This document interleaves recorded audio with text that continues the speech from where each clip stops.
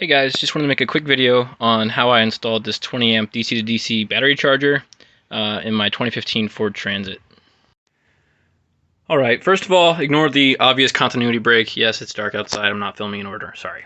There are two important things in the manual that I wanted to share with you guys. The first is on page 10 here is the schematic for how to wire this thing up. Big takeaways for me from this were both the starter and the house battery are connected to chassis ground. They want you to directly cable from the charger to each battery, but personally I don't really think that's worth doing. Since my batteries are both grounded, I just grounded both negative terminals of the charger to my chassis as well. So that's my return path for the chassis. The positive terminals on each are fused. There's a really cool feature of the Ford Transit that I'll show you in another clip, where under the driver's seat, instead of connected to the battery itself, there's a consumer connection port or customer connection port, I can't remember, where it's automatically fused for you on the left side of the driver's seat. And so that's what I use for the input side on the positive. And then the output side, I just run a cable from the positive terminal of the charger to my house battery in the back. The last thing that's important here is the D+ connection from the key switch. That was pretty annoying to find, but once I found it, it wasn't too bad and pretty easy to splice into. I also added another step, and instead of just going from the ignition switch directly into D+ on the charger, I also ran it through this little switch here. So both the key has to be on and this switch has to be on in order for the charger to get power.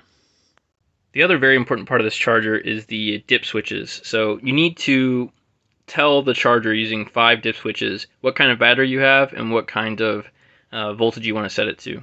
So that's here on pages 16 and 17 in the manual.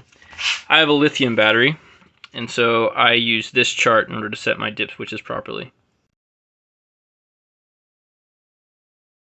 To get this cover off, there's 2 T20 torque screws.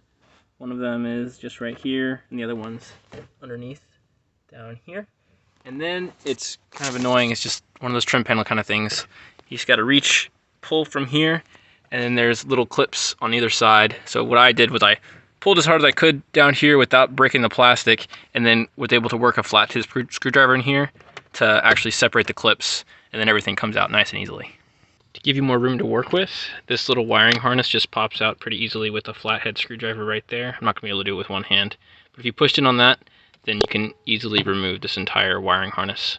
Alright, so the wire you want is this brown and yellow wire here. It's the very last wire in the connection for the ignition coil.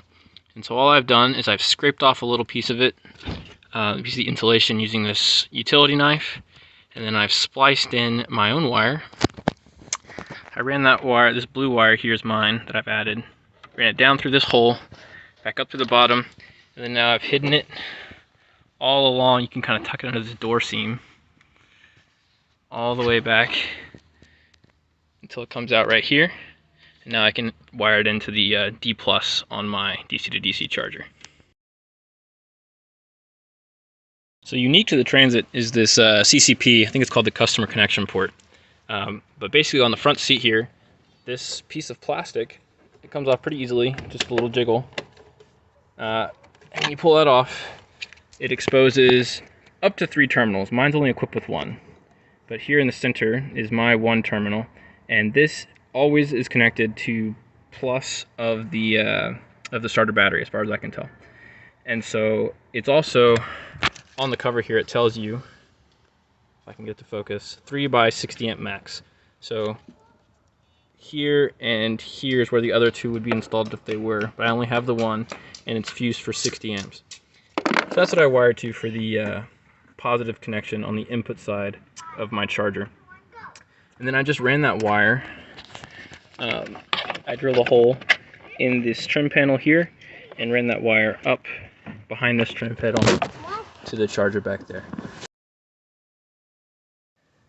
Okay, it's pretty cramped back here, but I just wanted to show how I grounded my starter to the frame. I just put a rib nut into my frame, and I made sure to scuff the paint So this white paint on the frame, I scuffed it all off with a Dremel tool before I put the rib nut in, and then I scuffed it some more after I put the rib nut in. So that way, when I put those two yellow ring connectors on, they had good solid contact with the steel frame and not the paint. And then those two wires run up through this cup holder here. One of them's connected to the input negative terminal on the bottom of this charger, and the other one's hooked up to the output negative terminal on the top of this charger. Alright, so the last thing we got, you have to run the cable from the positive output terminal of the charger through a fuse to your battery. I didn't film a clip of that, it's pretty straightforward. But now to show the whole system working, I've got the van running. Battery's pretty stable, around 13.6 volts in the back. Charger is off, but once I turn this switch on, since both the van on and the switch is on, the charger comes on, and now the battery voltage in the back starts climbing because now the charger is pushing voltage as well. That's pretty much it for the install, guys. Thanks for watching the video, and let me know if you have any questions.